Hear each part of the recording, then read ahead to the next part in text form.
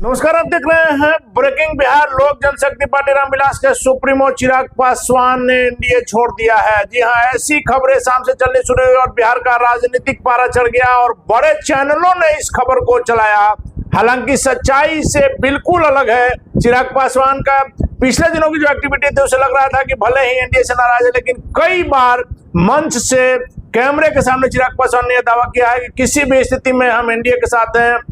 बिहार विधानसभा का चुनाव एनडीए के साथ लड़ेंगे और किसी भी दूसरे गठबंधन में जाने का कोई सवाल ही नहीं पैदा होता है। कई जगह जब यह बातें चिराग पासवान ने कही, उनके नेता लगातार कर रहे हैं, फिर भी जब भ्रामक खबरें आती है तो उसका तुरंत स्पष्टीकरण भी चिराग पासवान की टीम के द्वारा, उनकी पार्टी के द्वारा दिया जाता है। और चिराग पासवान अभी पटना आ रहे हैं, हालांकि फ्लाइट में थे जिस कारण से उनसे बात नहीं हो पाई।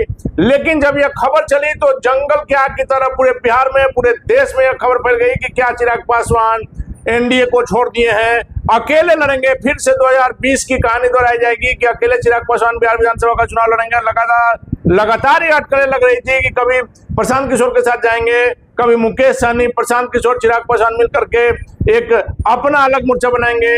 लेकिन लगातार जो ये खबरें चल रही थी और उसी के कारण जब यह खबर आई और बड़े चैनलों ने जब चलाया तो लोगों को भी विश्वास हो गया। लेकिन पूरी तरह से यह खबर भ्रामक है। जी हाँ, हम यह पुष्टि कर रहे हैं इस खबर की कि पूरी तरह से यह खबर भ्रामक है। चिराग पासवान एनडीए नहीं छोड़े हैं, एनडीए में हैं और एनडीए में ही रहेंगे। बिहार विधानसभा का चुनाव एनडीए से ही लड़ेंगे, सीटों को लेकर के चाहे जितनी खींचातानी चले, लेकिन चिराग पासवान प्रधानमंत्री मोदी के हनुमान बने रहेंगे।